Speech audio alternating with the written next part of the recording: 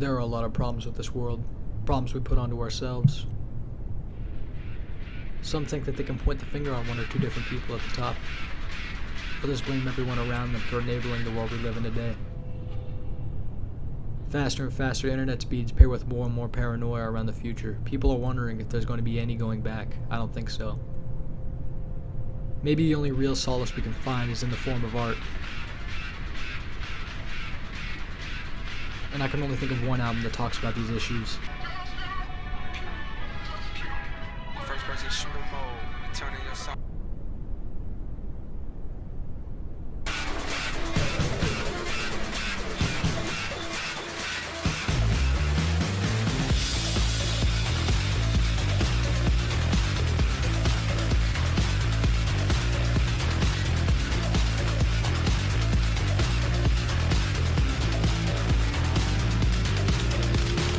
Now, when I was first going into this album, I figured it would be kind of something like normal, or normal to the point where I would like it, but then I'd throw it away. Something like Oh Monolith by Squid. I mean, it was a good album. It's good. It's not great. I mean, as soon as I got to track 1, Baby Criminal, I was hooked. It's a song about if you take a criminal out of context, someone like Jeffrey Dahmer is a criminal, and he's a bad person. He's a criminal, but he used to be a baby. He used to be a baby. Can you even, like, picture that? Oh my god. Hitler used to be a baby. I mean, they don't talk about that here. It's this funny story about like someone growing up, and then they were a baby. They used to be a baby, and now they're just a criminal. It's really funny. The album starts off crazy with the drums and the saxophone in the background. The saxophone's going wild. It really sounds unhinged and just something out of this world, like something I haven't heard before. The saxophone kind of reminds me of something off of To Pimp a Butterfly, except if it's more a little bit unhinged. You just hear it in the background, and it's there, and it's adding vibrancy. It's never the actual like focus point of the track. Another thing to note about this album, it has 3 interludes in it, and they're kind of like nothing burgers. I don't really count them as tracks because Cave Hole, Globe Earth, and Human Error are literally just like 30-second snippets that transition songs. And this is like my only gripe with the album. Like, why can't you just transition the songs like from track to track? You gotta get past 10 tracks if you want the record label to like you. But the real next track is Troglodyte, which is one of the singles off the album, and it is brilliant. I mean, it's targeting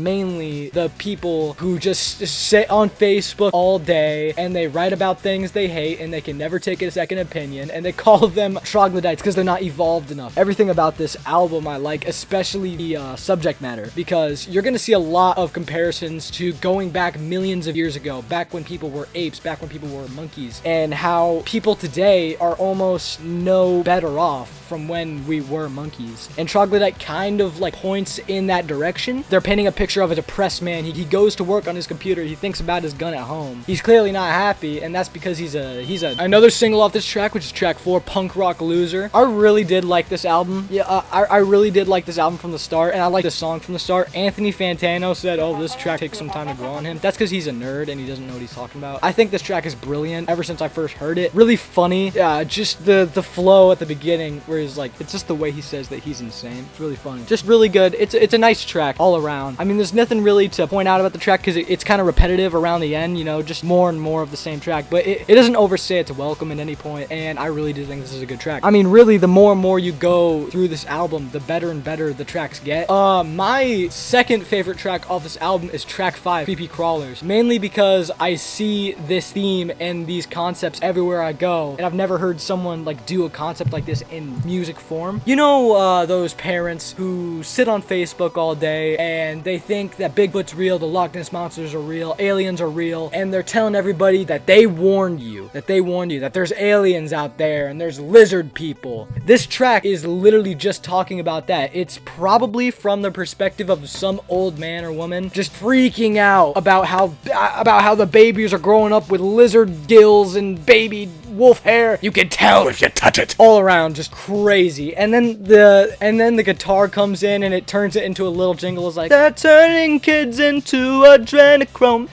I mean, really, this album, as soon as I got to that, I really thought this was gonna be just nothing album. But as soon as I got to Creepy Crawlers, I was like, okay, there's no way I'm not gonna listen to the rest of this album and just like listen to this album like 4 times in a row. Literally, I first listened to this album a week ago, and I don't think I've listened to any other like album besides that, and maybe like 3D Country, because I'm gonna do a video on those guys too. Then, right after Creepy Crawlers, immediate transition, which I really like, to the Cognitive Trade-Off Hypothesis, which I'm just gonna call track 6. What I like about this track is just the wordplay and the lyrics in general, where he's also referencing if there was some kind of divergence in the past 1 million years from troglodytes to monkeys to humans, is that like responsible for the problems that we have today? It does like raise the questions, like, would we be better off if we didn't have this kind of system in society in the first place? Which I think is a little bit deeper than what it actually is. I think it's just a really fun track about how he's blaming monkeys 100 million years ago for him having ADD. I don't know if that's the case. I am not a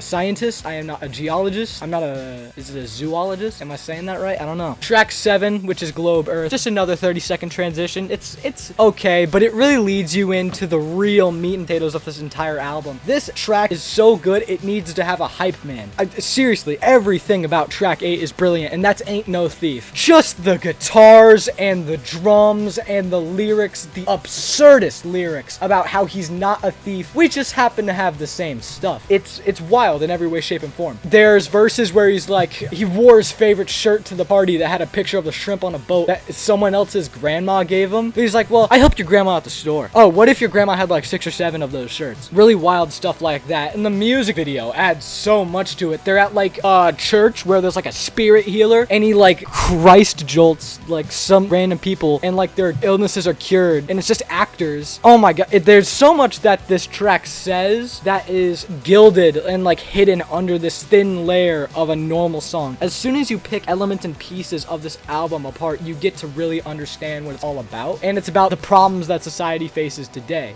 The music video, combining with the lyrics, is just a song about how horrible people can be and how people will take advantage of any single gullible person, which I think is just an incredible way to handle this track, along with the instrumental. The instrumental is one of the most wild things I've heard in a while, and maybe that's because I've been like closing myself into certain genres and certain sounds, but even when I was listening to Daughters, I would hear something off of like The Reason They Hate Me, and I would hear that like that solo at the end, and it sucks and it's the worst noise ever, but it's awesome. And then I would hear Ain't No Thief by Viagra Boys. It's wild. It's like fight or flight music, but if it was funny. It's kind of like the missing puzzle piece to this whole like music genre like box set that I needed. This album is everything that I needed. One of the most wacky tracks off this album, track 9, Big Boy. It really took some getting used to, but then I had to teach myself.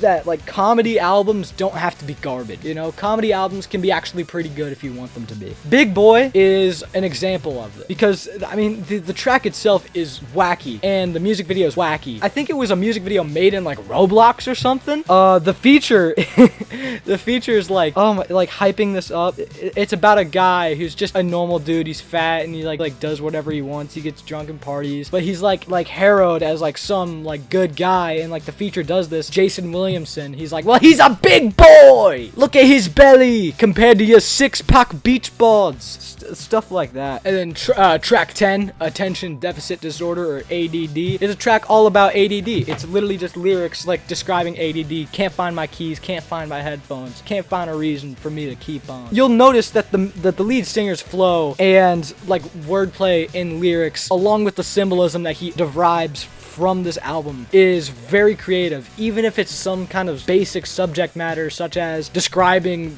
the symptoms of ADD. And that's why I really do like this track, along with the good instrumental and the overall vibe that's coming onto this track. Then you got another track, Human Error, track 11, Human Error, which is just another track, but it brings you into track 12, which is the final track, Return to Monkey. It's all about going back to being a monkey, you know? And oh my gosh, track 12 is wild too, almost just as wild as Ain't No Thief. He keeps on chanting to the chorus, leave society be. a monkey. And it's so wild. Everything about this album is so wild. And I think this was the cherry on top. As soon as I heard this, I realized this album is probably one of the best I've heard in a few months, maybe even in like the past year. But it's also tight-knit and very, very focused, that you really understand what's going on in almost every single section of the album. And that's what I really appreciate about this album in general, is that it is one subject, and they laser focus on that, and they do an incredible job with everything around that subject. And I think it is almost a masterclass in its work. Maybe society should return back to a simpler way, even if that is going back to like living in a tree, or I'm not gonna read that lyric. Yeah, Viagra boys are a bunch of gooners.